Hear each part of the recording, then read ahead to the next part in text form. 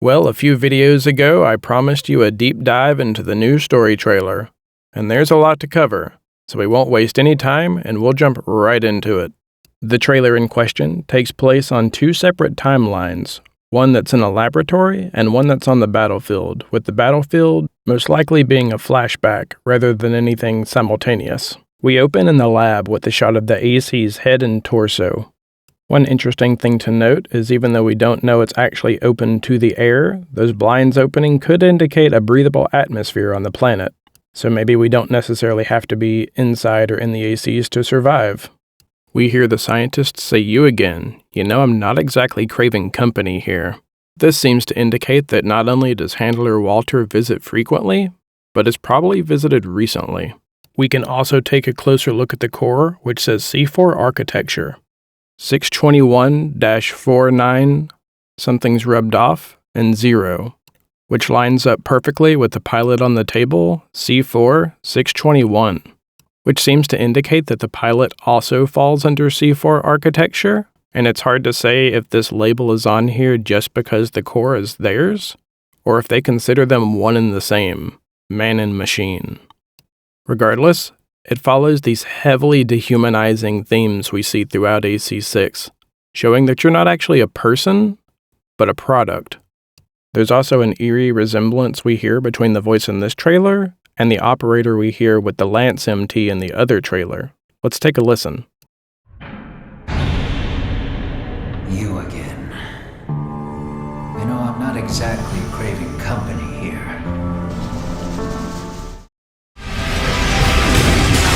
Call sign Raven. Priority subject for termination. High on the list. Priority subject for termination. High on the list. And I can't think of any other reasons why the doctor would want to eliminate his product unless you either betray Walter or the doctor does, and I doubt it's the second. From there we go to the battlefield, with 3 similar modeled ACs entering, initiating Phase 2. It's never explained what Phase 1 was, but most likely approaching and getting in past that large laser cannon.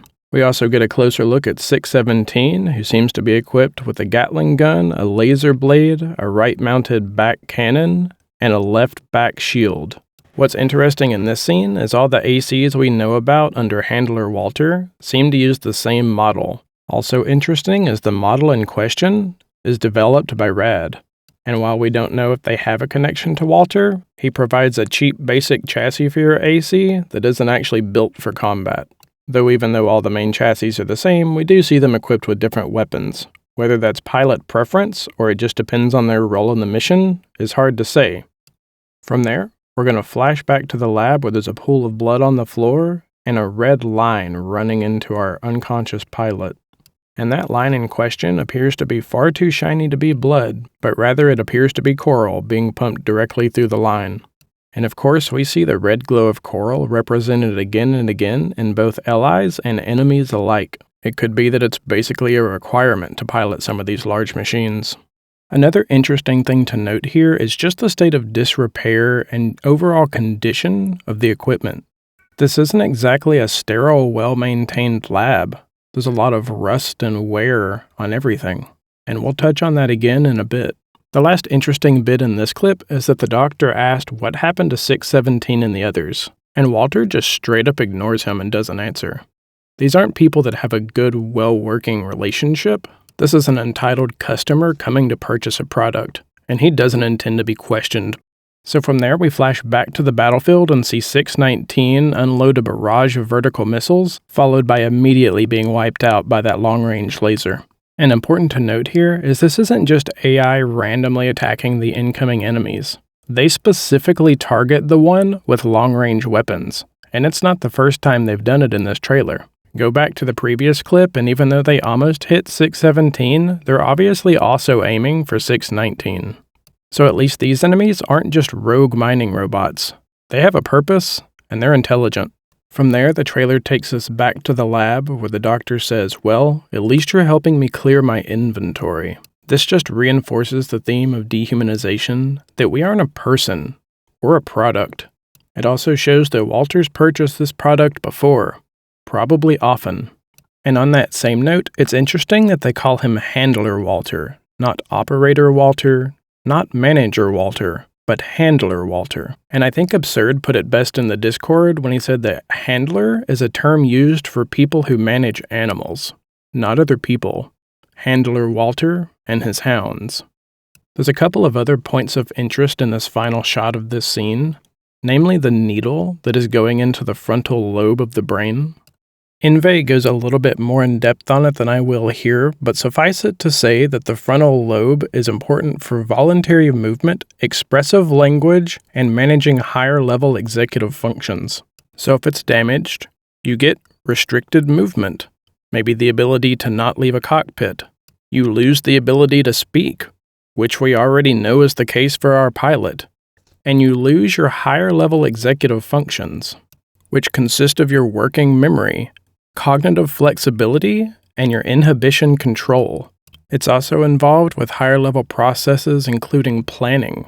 We know from the clip that the operator seems to do most of the planning with regards to how the mission's going to play out, and it's hard to fight back if you can't control your inhibitions, can't plan, and can't remember. Just listen and act immediately. The perfect soldier. I also have to give Inve credit for bringing up this emblem, which shows a needle being inserted into the frontal lobe of the brain, a lobotomy, the exact same thing that's happening on the table right now.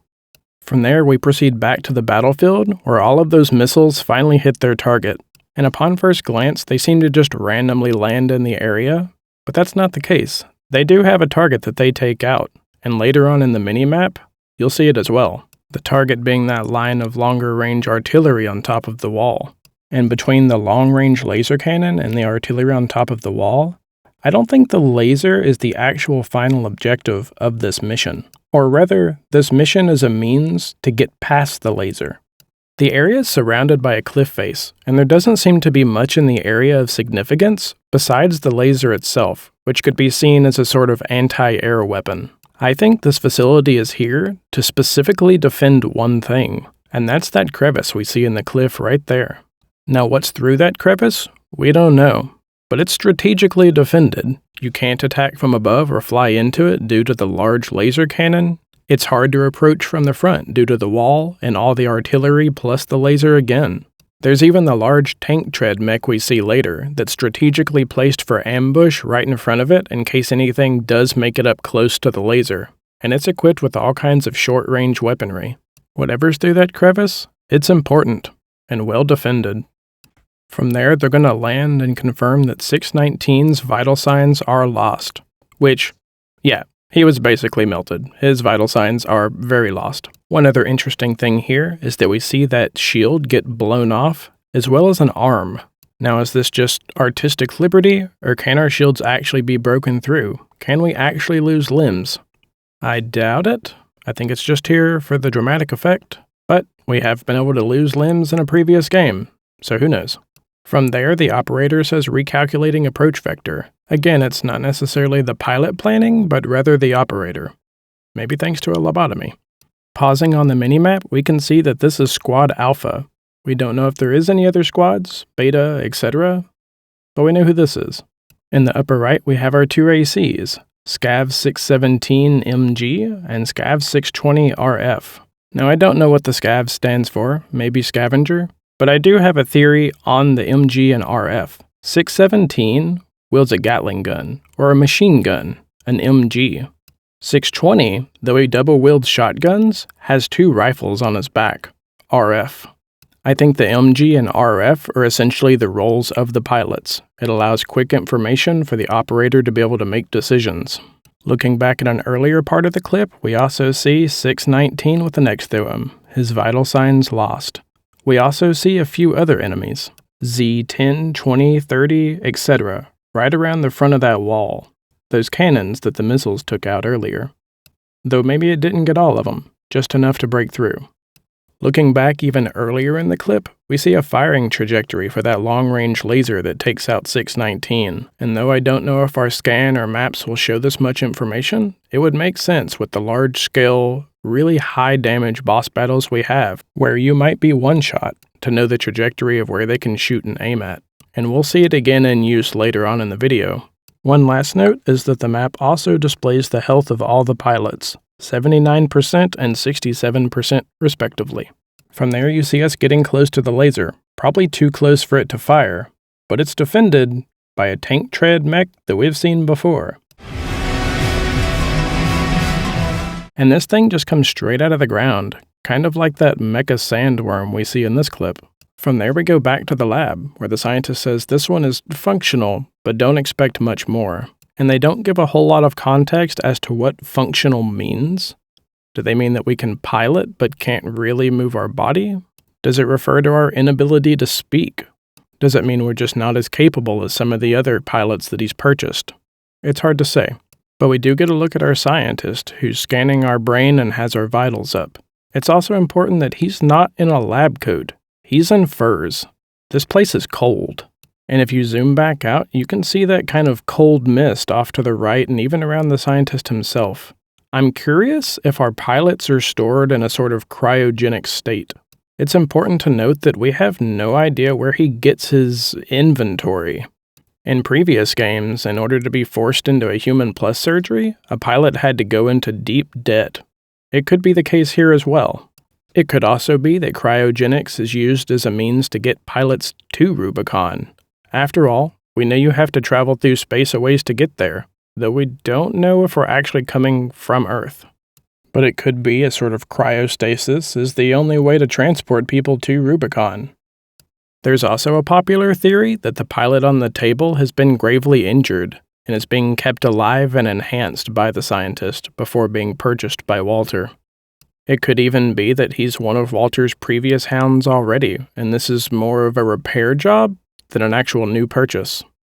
Walter enters saying, "I'm not here to talk. Wake it up."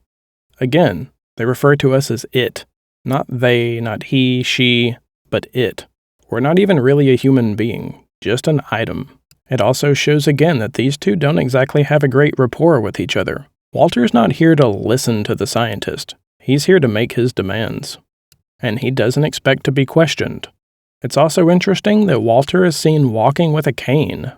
My running theory is that Walter is actually a former pilot, become handler, and that if we betray him, he might be the final boss of that storyline.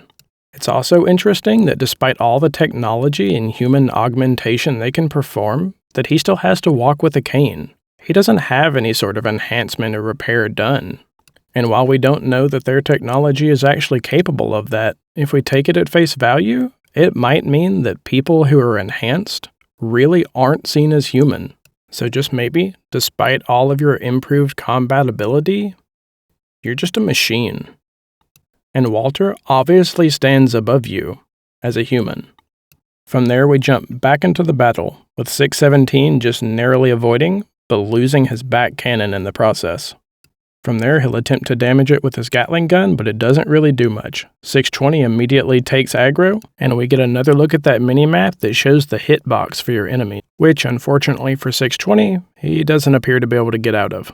Also of interest here is that the enemy has two individual pieces, an upper piece that can rotate individually from the bottom, so he can rotate clockwise with his chain guns and counterclockwise with that energy shotgun. And while sure, it's just interesting design, it also means it's very adept at fighting multiple opponents. And why would they have enemies like that in the game if you're always by yourself? I feel like we will definitely have allies. That being said, it's been confirmed that there is not a co-op mode, so don't get your hopes too high, but I expect we'll be partnered with other Ravens along the way. Much like we're seen working together with the muzzled dog AC in this clip, which now that we have a little more context, is all the more fascinating. Why does this Raven think we're interesting? Clearly most of Walter's hounds are just mindless soldiers. They even share the same AC design. So what makes us interesting? Could it be that we actually have a will of our own and that we're not some mindless, unthinking soldier? Time will tell. But moving on, we see 620 immediately get in range of that shotgun and his signal's lost. 617 uses the chance to get in close with inside this thing's firing distance and presses against his chest, holding him back. He knows he can't do damage from a distance, so takes that Gatling gun and shoves it right in this thing's face. Which, speaking of weak points, let's take a closer look at that previous map and zoom in a little here. You see those red squares at each tread joint? It could be that those represent weak points on the bosses, which might become vitally important. We know that 617 wasn't really doing any damage from a distance and head-on into all that heavy armor plating. It could be something that you really have to pay attention to. And we also know from interviews about the Smart Cleaner that it has a couple of weak points as well. It's possible you might not even be able to do damage without hitting those weak points. But moving on from there, we begin to see the aftermath of the battle. We see that Gatling gun with damaged barrels practically fused to the remnants of that mech. We see that laser still charging, and 617 just pouring off smoke. He releases some heat and updates his target parameters. With no weapons on his arms or shoulders left, there's only one thing to do: assault armor.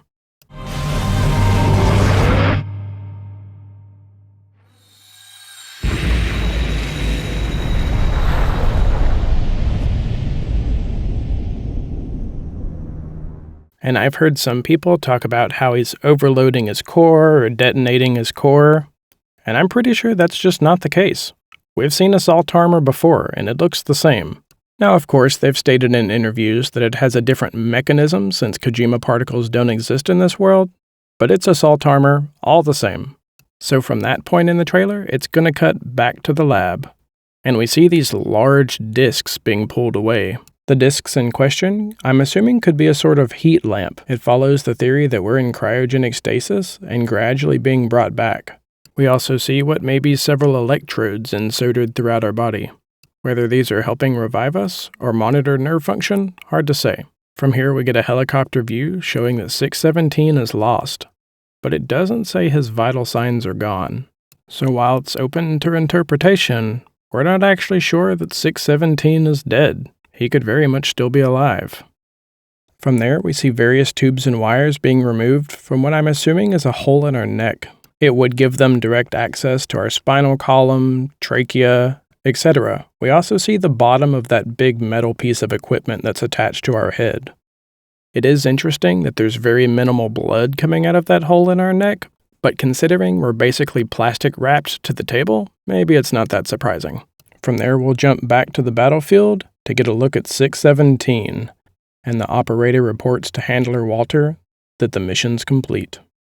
What's interesting here is that even though we know the parts are different and it's not the same AC, we get an obvious reference to the key art of the game, where this one's holding a weapon in his right hand and has a different head, but that missing left hand, the pose, it's all very similar. And there's no way that's by chance. Could it be 617? Is nightfall?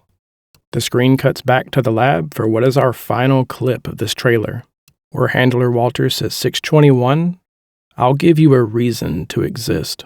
So again, I wonder who 621 was before this trailer. Were we a previous Raven who fell into debt? Are we somebody who actually volunteered for this? Are we someone enslaved by Walter or the scientist? Maybe we're already one of the coral junkies, and this is the only way we had left to get our fix. Regardless of who or what we were, Walter believes we had no reason to exist, but he'll give us one. To fight and die for him. And this final clip produced so many theories about how augmented humans function, if we actually have a body, if we're basically just a glorified AI, that our consciousness only exists within the AC, that we died and have been revived as a sort of corpse pilot, who only functions as a brain for the AC.